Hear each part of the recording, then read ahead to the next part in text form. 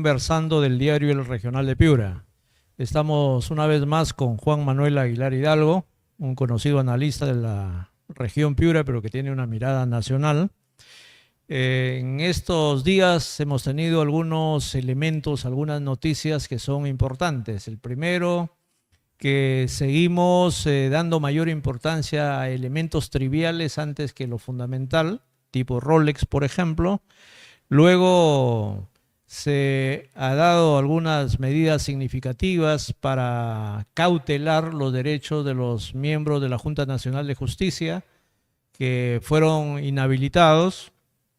Y por último, creo que, bueno, existen más temas, pero uno que es de nuestro interés analizar en esta oportunidad es esta nueva constitución política del Perú, ¿no? 54 artículos que se han modificado y los vamos a ir conversando de a pocos.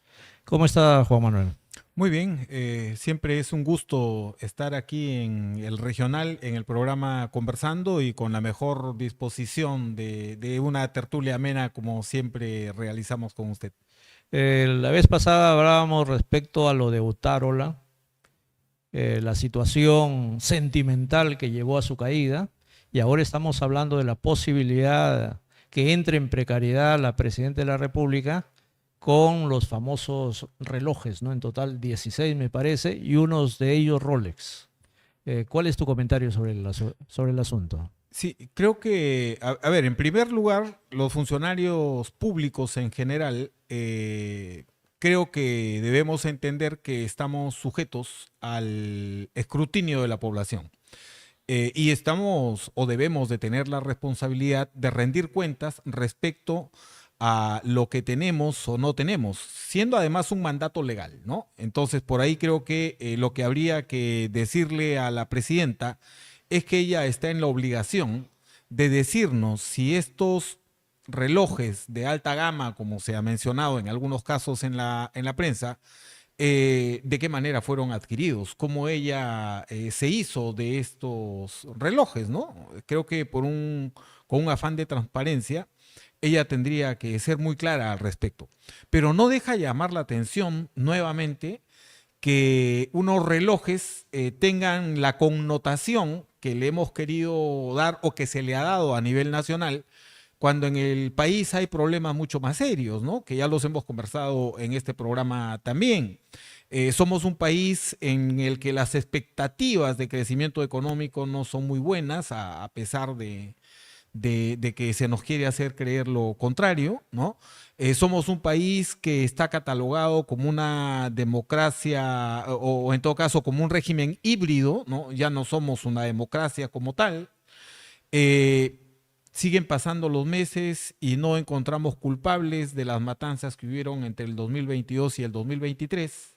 Muchos involucrados en este gobierno, ¿no? Pero claro, unos cuantos Rolex encienden el caldero y nos llaman mucho más la atención que toda la problemática que estamos viendo, ¿no? Tú eres especialista en gestión pública, salió el Contralor a declarar situaciones que no eran correctas. Y luego el propio sindicato tuvo que enmendarle la plana al Contralor. ¿Estaba o no estaba en la obligación de declarar estas joyas? O sea, yo creo que sí, porque en realidad, no sé, a ver, yo sentí como que el Contralor o las palabras del Contralor podrían ser interpretadas, ¿no? Desde el aparato público y desde esta predisposición que a veces hay en el aparato público para las cosas no muy transparentes, a decir, bueno, tráeme un Rolex y ya se acabó el problema, ¿no? O con 10 Rolex, listo, y ya no tengo que declararlos. Entonces, no sé, pues, así como en algún momento se nos ha hecho creer de que la plata se captaba vía cócteles, ahora yo la podría pedir vía Rolex, ¿no? Y eso a mí me parece sumamente peligroso. Yo creo que el funcionario público, las personas que decidimos ser funcionarias públicas, tenemos que someternos al escrutinio de la población y eso implica un proceso transparente de rendición de cuentas y hay que hacerlo. Y ahora existe un silencio sospechoso por parte de la mandataria. Ah, sí, claro. Lo que pasa es que normalmente, digamos, los dichos populares aquí marcan, ¿no? El que calla otorga. O sea, la mandataria tendría que salir y decir con transparencia cómo los obtuvo, si es que los obtuvo de una fuente legal. O sea, no está mal que a ella le gusten relojes de alta gama. Lo que estaría mal es que no sepa o no pueda demostrar cómo los adquirió, porque eso sí tendría que llamarnos la atención, tratándose de la dignataria, ¿no? De la más alta, el más alto cargo del país, y ahí no podemos dejar opción a dudas. Y caen en su propia trampa si miramos a este grupo político que está manejando las cosas a su interés, porque a Pedro Castillo se le investigaba y se apostó porque así lo hagan. Sin embargo, ahora los argumentos de la parte legal de Dina Boluarte es de que no corresponde investigarla. No, yo creo que esto lo hemos conversado también alguna vez acá, ¿no? Creo que en el caso del profesor Castillo, ¿no? Si bien él creo que cometió muchas torpezas durante el periodo de su gobierno, creo que había un componente ahí, yo diría hasta racial muy fuerte, ¿no? Racial y de clase. Alguna vez hemos dicho, creo que Pedro Castillo era un presidente que no encajaba dentro de los estereotipos, ¿no? No era militar, como hemos estado acostumbrados, no era alguien del mundo empresarial, como hemos estado acostumbrados, ¿no? No era alguien del mundo académico, como hemos estado acostumbrados, o no era alguien de la clase política. Y entonces, claro, él era un elemento raro ahí, ¿no? Además venía del mundo andino, de una escuela rural, y claro, eso yo creo que ha sido uno de los elementos por los que, digamos, era mucho más fácil tirarle toda la carga, ¿no? Que se le hizo al profesor Castillo. Pero si nosotros medimos los Rolex, ¿no? Y creo que el ex ministro Ceballos mencionaba, ¿no? Si el Rolex se lo hubieran visto a Pedro Castillo, seguramente estuvieran pidiéndole una vacancia más, ¿no? Y aquí hay un silencio, aquí recién se acuerdan, ¿no? De que necesitamos darle estabilidad al país, 50 muertos, no podemos decir nada porque el país se tiene que reconstruir, y eso a mí sí me parece honestamente bastante deslenable de nuestra clase política. Por lo tanto, se podría decir de que en este caso no pasará nada. A ver, no sé si no pasará nada. Yo tengo, o la pregunta que me hago es, ¿qué más hay detrás de? O sea, ¿qué más hay detrás de los Rolex? ¿Hay un ajuste de cuentas, como en algún programa también se ha mencionado? ¿No? Hay una especie de girar la manija para yo obtener algún beneficio, ¿no? O te me estás yendo a un lado que no deberías. Y acuérdate que los que sostenemos en el poder somos todos los de acá. Y claro, aparece un tema como este en el que de alguna manera la ponen en tela de juicio a la presidenta, ¿no? Al punto de que hay voces que están pidiendo la necesidad de ir a un proceso de vacancia, ¿no? Y entonces creo que algo más tiene que haber ahí.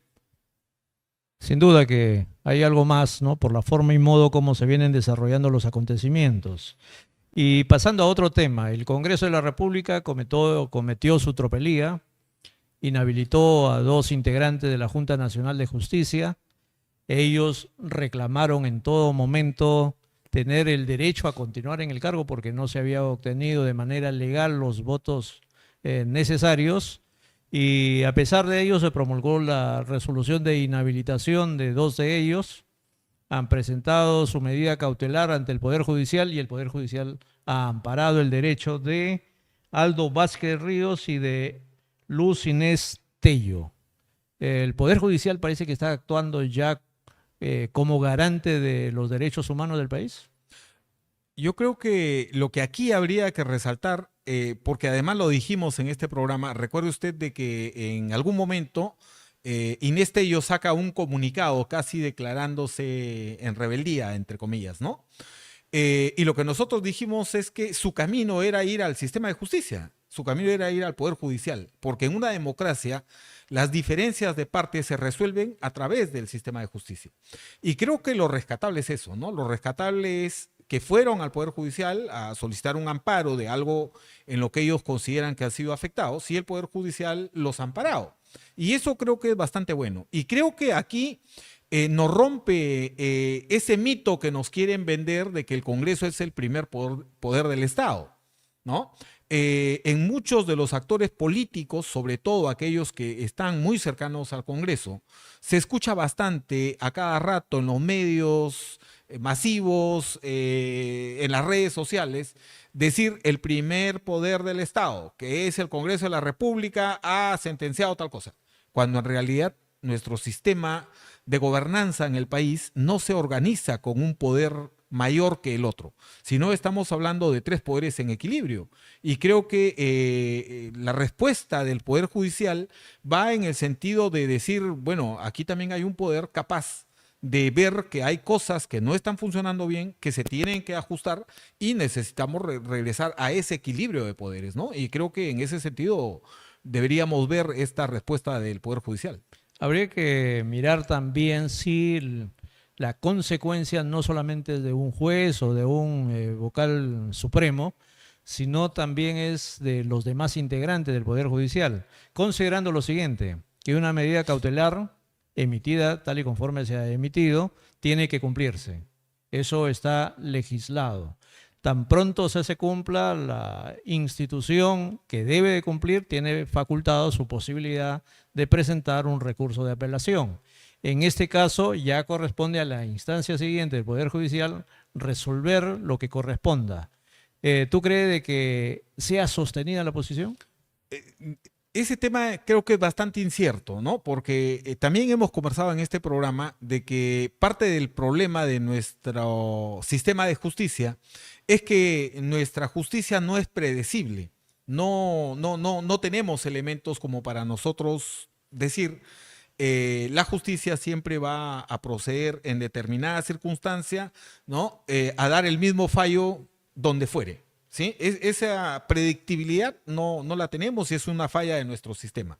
Pero también hemos dicho de que aparece, ¿no? Cuando perdemos un poco las esperanzas, aparecen jueces con una calidad moral, ¿no? O con un respeto a la normativa que nos dan algunas señales como estas. Y creo que hay que verlas de esa manera, ¿no? Y por eso decía que deberíamos entender este pronunciamiento del Poder Judicial como una oportunidad para restablecer el equilibrio de poderes. Creo que ese debe ser el debate, ¿no? Ahí deberíamos centrarnos y retomar digamos, el camino hacia un sistema democrático en equilibrio de poderes, y no como ahora, donde la dictadura del voto es la que ha venido primando, ¿no? Lo hemos señalado también varias veces de que el Congreso considera que con el solo hecho de tener los votos, así no tengan la razón ni la norma, ellos pueden hacer lo que quieren, y eso no es así. Zoraida Ábalos lo alertó, ¿no? Hoy vienen por mí, mañana irán por ustedes. Y además, o sea, hay que recordarlo, el Poder Judicial sabe de lo que es la intervención de esa entidad. Durante la dictadura de Fujimori se intervino el Poder Judicial, se puso entes administrativos que decidían qué hacer, o sea, con los jueces en toda su estructura, y parece ser que esa situación les viene llamando la atención. Yo espero que sea así, ¿no? Yo espero que sea un acto de reflexión, de decir, oiga, o comenzamos a detener esto de una vez por todas, desde una apuesta institucional, ¿no? Y no solo desde una respuesta muy personal de un juez, porque el riesgo es inminente, ¿no? O sea, estamos viendo ahí la posibilidad de un intervencionismo a todo nivel que no es bueno para el país, ¿no? Y creo que a mí una decisión como esta me hace mucho ruido en el sentido de esperar que sea una decisión institucional, ¿no? Y que, como digo, por fin este poder diga, a ver, aquí tenemos que parar esto y regresamos al sistema de equilibrio. No hay un poder aquí mayor que el otro, ¿no? No hay ese famoso primer poder del Estado que se viene repitiendo en todos los lados, ¿no? ¿Y sería bueno para el país esas normas que se han modificado en la Constitución Política del Perú? Lo que yo creo es que, digamos, hay un proceso de contrarreforma, ¿no? Porque varios de los artículos ya fueron reformados, pero en un sentido totalmente contrario, ¿no? Y con un procedimiento también diferente. Creo que, a ver, yo soy de los que cree que cualquier instrumento legal puede ser revisado, reformado, cambiado, ¿sí? O sea, yo no creo que hayan instrumentos que sean escritos en piedra, ¿no? Como que si habláramos de los mandamientos de Moisés. O sea, no.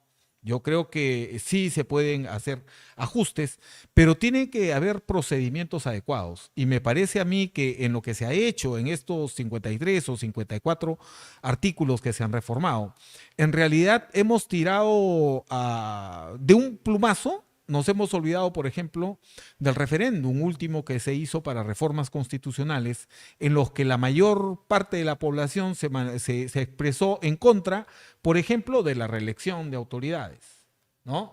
O se expresó en contra de la bicameralidad. Yo a usted le decía en un programa anterior que yo sí creo en la necesidad de tener dos cámaras, ¿no? Pero la población en un referéndum dijo que no. Y entonces, lo que no puede suceder es que 130 representantes crean que tienen la razón contra un referéndum donde nos hemos expresado la mayoría de los ciudadanos y ciudadanas. Y eso creo que sí está mal. Eso a mí sí me preocupa. Y vamos a decirlo, la ley número 31988 es la que consolida los artículos modificados, que en total son 54. Y aunque ya has mencionado parte del contenido, me dices que la bicameralidad es conveniente, ¿no?, para fortalecer una democracia. Sin embargo, en las funciones y competencias que se les ha otorgado, todo hace suponer, dicen los especialistas, que el Senado sería fácilmente manipulable. Sí, por eso digo de que parecería, ¿no?, de que este procedimiento es un procedimiento más para incrementar de manera solapada el número de representantes, ¿no? Porque esta gente que está en el Congreso lo que quiere es seguir ahí y lo que quiere es tener una oportunidad adicional de poder mantenerse en el poder. Y aparece una Cámara que no es como la Cámara de Senadores que nosotros conocíamos antes, ¿no? Que era como una especie de segundo filtro para poder atender aquellas demandas mayores, ¿no?, que en el primer filtro, en la primera Cámara, tenían algunas dificultades, implicaban una mayor reflexión. Quienes incluso nos representaban en la Cámara de Senadores era gente con una experiencia, una expertise en temas de política y la realidad nacional bastante elevados, ¿no? Que yo no sé si ahora tendremos esa oportunidad, pero digamos, estas reformas, ¿no?, más parecen hacia intereses particulares de este grupo de congresistas que ahora quieren permanecer en el poder a toda costa. Porque se dice, por ejemplo, un proyecto de ley es aprobado en la Cámara de Diputados, sube a la Cámara de Senadores, pero la Cámara de Senadores tiene total autonomía para decidir respecto a ese proyecto de ley e incluso no informar a la Cámara de Diputados, ¿no? Ese sería una de las inequidades en este proceso nuevo, ¿no?, este proceso constitucional cambiado o modificado. Sí, en realidad creo que esta mayoría de la representación se alucinan siendo ellos senadores, ¿no? Y por lo tanto, como ellos van a ser los senadores, ellos quieren ese poder absoluto que tienen ahora, lo necesitan en esa Cámara. Y de alguna manera menguan las responsabilidades de la Cámara de Diputados, ¿no? Al punto de que incluso esa ley aprobada en la Cámara de Diputados, ellos la podrían reformar en su totalidad, ¿no? Y si la aprueban y se acabó, ¿no? O sea, los diputados estarían casi como pintaditos en su silla, ¿no? Y eso creo que es algo que tenemos que revisar. Porque fíjese, nuestro marco institucional tiene también al interior del país ciertos niveles que tienen facultades legislativas, ¿no? Y pensemos, por ejemplo, en los consejos regionales, ¿no?, que acompañan a las gobernaciones. Los consejos regionales son entes legislativos, ¿no?, y de control, obviamente. Pero de pronto están ahí pintaditos, ¿no? O sea, no, con muy poca intervención en la parte del marco normativo, yo por lo menos no conozco que desde un nivel del interior del país, desde un consejo regional, se haya elevado, por ejemplo, una iniciativa legislativa al Congreso de la República para su debate en un tema de interés nacional, ¿no? O sea, esas cosas, no sé, de pronto cuando yo escuchaba a los expertos, el símil que se me venía a la cabeza era ese, ¿no? De repente vamos a tener una Cámara de Diputados más parecida a un consejo regional. Sí, podría ser. Además, los consejos regionales hacen lo mínimo de propuestas, me parece, por falta de capacidad. Pero está bien lo de la contrarreforma. Y hubo un pronunciamiento a través de referéndum de la población para saber qué pensaba respecto a lo que se estaba modificando. Muchos dicen que es Martín Vizcarra, ¿no? Pero en definitiva fue la propia población, en una mayoría superior al 70%, que aprobaron estas reformas. Y una de las reformas que se aprobó fue justamente la no reelección. Pero ahora lo primero que se decide en esta neo-contrarreforma es autorizar la reelección indefinida. ¿Qué te parece? Por eso digo de que en realidad la primera impresión es que todos estos cambios, ¿no? Se han hecho por un procedimiento que no es adecuado y que van en contra de lo que la población ya decidió. Y claro, ¿por qué lo hacen con el procedimiento que se ha hecho? Porque creo yo que en el Parlamento tienen la certeza que si estas propuestas van a un referéndum, la población va a decir lo mismo. La población va a decir no a la reelección, no a las dos cámaras, pero eso va contra los intereses particulares y de grupo que hoy vemos en la representación nacional, ¿no? Y por eso es que nos hemos quedado en un debate, porque fíjese, curioso, ¿no? Todo lo que se ha dicho de la caviarada respecto a la reforma de la Constitución, ¿no? O sea, los caviares, los terrucos, ¿no? Los progres son los que quieren que se cambie la Constitución porque era la Constitución del chinito, ¿no? Pero con este procedimiento ya no hay esa Constitución del 93. Incluso en las reformas anteriores del año 2020 se reforman hasta capítulos de la parte económica de la Constitución. O sea, la Constitución de hoy, yo no sé si algún experto habrá hecho el balance, cuánto se parece realmente a la Constitución aprobada en 93. Y a mí sí me sorprende el hecho de que quienes se han opuesto a que la Constitución se reforme vía un referéndum, vía una consulta a la población, hoy no digan nada, hoy estén calladitos. Yo no veo a los Natalan Primo, ¿no? Y a los abogados constitucionalistas, defensores de la Constitución del 93, diciendo algo respecto de lo que acabamos de ver.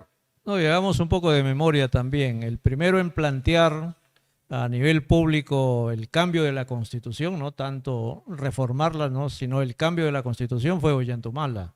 Y tras, o sea, su mensaje, lógicamente recibió una andanada de críticas. Luego, en cada proceso electoral se tomaba como bandera el cambio constitucional, que muchos manifestaban y decían de que no era necesario. Particularmente creo que no es necesario. Pero Pedro Castillo planteó también como una de sus banderas aprobar una nueva constitución. Y toda la derecha peruana se opuso a que esto suceda. Sin embargo, estamos en esta situación, se han aprobado estas normas que estamos mencionando y se han modificado varias figuras y entre ellas, por ejemplo, el voto de confianza o la cuestión de confianza del presidente del Consejo de Ministros ya no existe. Cuando va a sustentar sus políticas de Estado, es indeterminado lo que podría suceder, porque solamente es un asunto netamente expositivo. Claro, lo que pasa es que la cuestión de confianza tenía también un elemento, ¿no? De defensa del Ejecutivo ante el Legislativo, ¿sí? Y era esta, la negación de la cuestión de confianza que habilitaba al presidente para poder cerrar el Congreso. Yo creo que los congresistas temerosos de que ese instrumento siga siendo ahí como un gatillador, ¿no? de su status quo, pues lo han retirado. ¿no? O sea, lo han retirado porque se han dado cuenta de que es una herramienta bastante eficiente cuando encontramos políticos que toman la decisión de recorrer ese camino. Ahora, eh, sin embargo, creo que por el lado del Ejecutivo lo deja, digamos, bastante vulnerable, ¿no? No hay ahí un elemento que proteja al Ejecutivo y podríamos recaer de nuevo en esta danza de solicitudes de vacancia sin que exista ningún elemento como para poder contener una actitud de esa naturaleza en el Parlamento. Un ejecutivo más autónomo podría impulsar toda una campaña para revertir esta situación. O sea, yo creo que se tiene, ¿no? O sea, una vez que despertemos, porque creo que parte del problema es que la población en general no hemos despertado o no nos estamos tomando en serio todo lo que viene pasando, ¿sí? Eh, pero en algún momento va a suceder, en algún momento vamos a despertar. Así como salimos en algún momento de la dictadura de Fujimori, ¿no? Y que fue la gente quien se hartó de ver cómo se manejaba el Estado, de cómo los sistemas de corrupción se fortalecían. Yo creo que en algún momento esto va a dar un giro. Y cuando eso suceda, habrá que comenzar a desandar todo esto que ahora vemos que generan este vacío o este desequilibrio de cómo está conceptualizado el Estado peruano. Con esta medida regresamos a la Constitución Política de 1979, porque los candidatos a la presidencia de la República también pueden ser candidatos a senadores o a diputados. Sí, digamos que para mí no está mal, ¿no? Lo que pasa es que lo que no podemos nosotros es utilizar las normas, utilizar las leyes como que si fueran herramientas, ¿no? O instrumentos digamos, como dice el dicho popular, depende del cliente, ¿no? Si el cliente me gusta, hago tal cosa, si no, no. Recuerde usted de que en algún momento los expresidentes de la República tenían una curul en el Senado y podían participar del Senado y estar ahí en el debate de los temas de interés nacional. Pero cuando sucedieron temas como los del presidente Toledo o del presidente Ollanta, esas figuras comenzaron a deshacerse, ¿no? Ahora mismo, o sea, imagínese usted si con una figura como la Constitución del 79, ¿no? Tendríamos la posibilidad de ver al profesor Castillo en la Cámara de Senadores, ¿no? Senador. O sea, imagino yo ahí a varios teniendo ataques de histeria incomprensibles, ¿no? Entonces yo creo que como ahora ellos creen que se vienen deshaciendo de muchos actores políticos, pues ahora adecúan cosas a su conveniencia, ¿no? Y eso a mí sí me parece honestamente bastante crítico y yo tengo la expectativa de que en algún momento la población reaccione. No, e incluso el presidente del Poder Judicial ha llamado la atención respecto al contenido de lo aprobado. Antes de ingresar a esa parte, eh, existe una situación que mencionaban algunos especialistas. Si bien es cierto, se han hecho cambios, pero existen otros cambios que deberían hacerse y no se han mencionado en absoluto. Entonces, da la impresión que estas normas más tienen un interés netamente, o sea, personal y de grupo, ¿no? Sí, los expertos, ¿no? Que han hecho algunos análisis dicen, ahora el lobby es más fácil, ¿no? Porque como la Cámara de Senadores tiene unas facultades bastante, mucho mayores que la Cámara de Diputados, entonces el lobby ya no lo voy a hacer con 130 congresistas, lo voy a hacer con 60. Y de ahí habría que ver cuáles son las votaciones calificadas, ¿no? Entonces, el lobby ahora se va a hacer con un número menor de personas. Y eso lo han dicho gente que conoce del tema constitucional. Y por eso es que decimos de que estas reformas más parece que obedecen a intereses de estos grupos que hoy controlan la política y la economía del país. Y justamente el doctor Javier Arévalo, presidente del Poder Judicial, ha puntualizado un hecho muy concreto. el artículo 100 se ha modificado y que no tiene nada que ver con la bicameralidad. Está relacionado a la acusación penal que se hace contra funcionarios aforados y entre ellos también a los propios congresistas. Si antes el Ministerio Público debería formular, o sea, la denuncia penal ante el Poder Judicial, ahora resulta que el Ministerio Público evalúa y si estima, o sea, archivar, puede archivar. Sí, yo no soy experto en este tipo digamos, en la parte legal, pero como digo, lo que yo veo es que estos grupos han adecuado, ¿no?, algunas reformas de acuerdo a sus propios intereses. Y eso creo que, yo sí creo que deberíamos nosotros apostar por un debate como se hizo en Chile.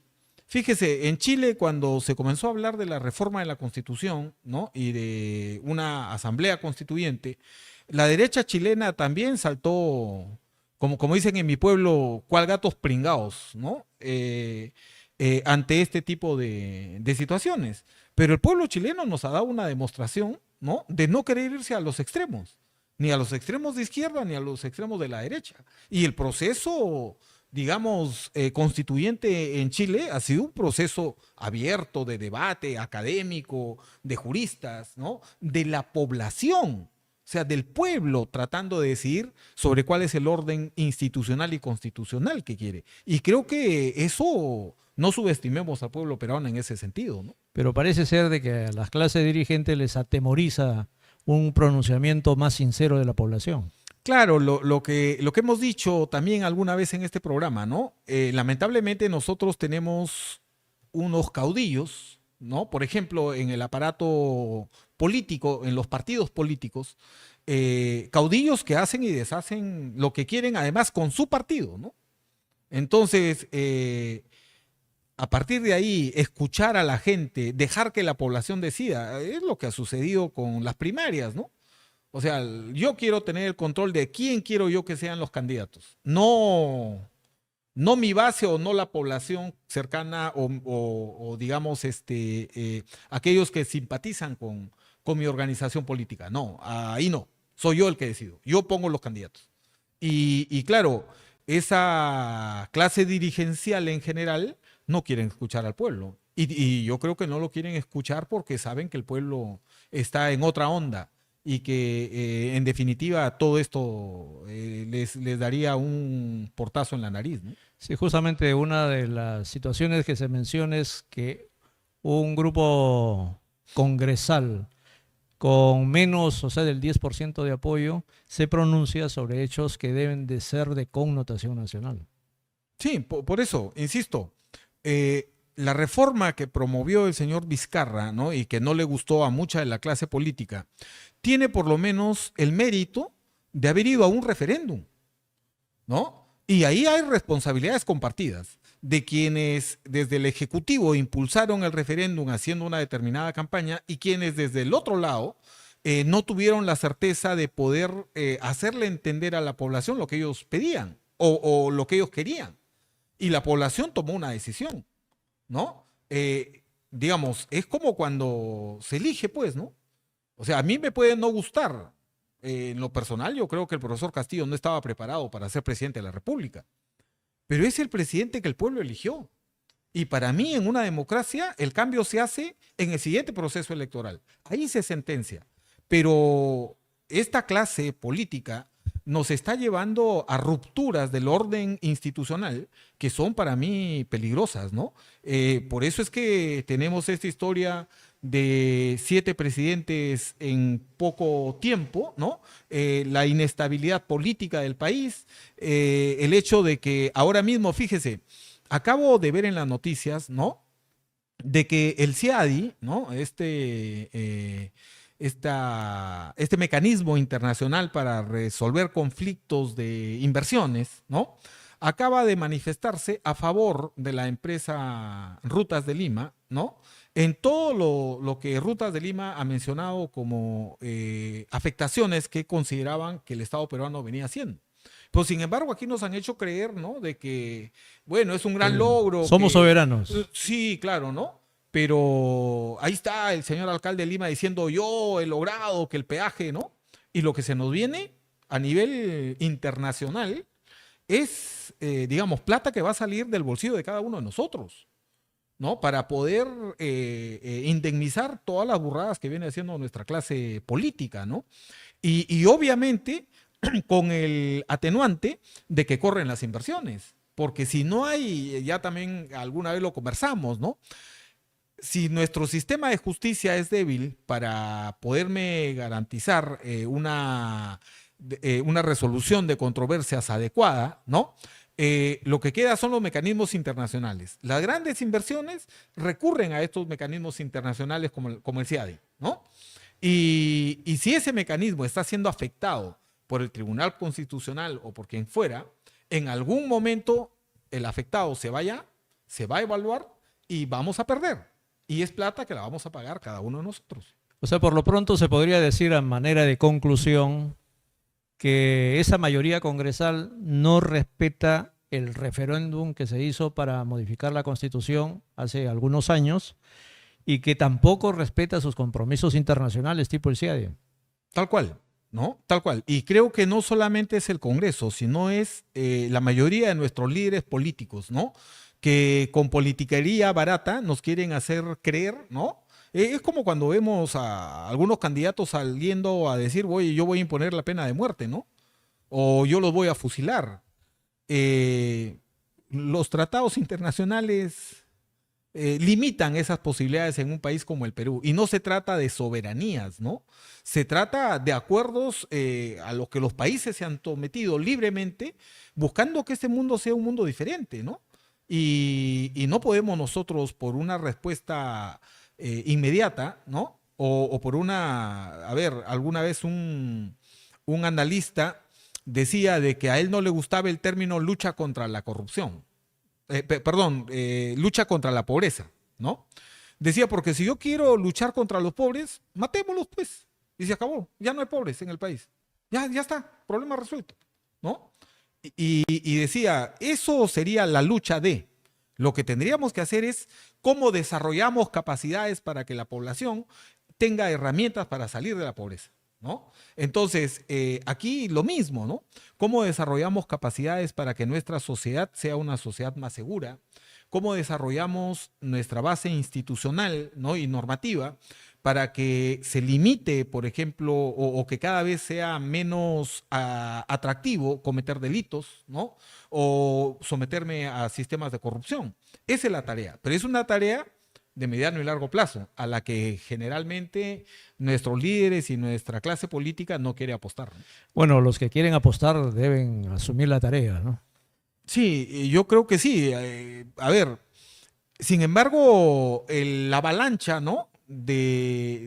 Digamos, de quienes no nos queremos meter en temas como este, es fuerte, porque claro, de pronto alguien intenta ir al sistema político, por ejemplo, y se encuentra con una realidad de sobreexposición, ¿no?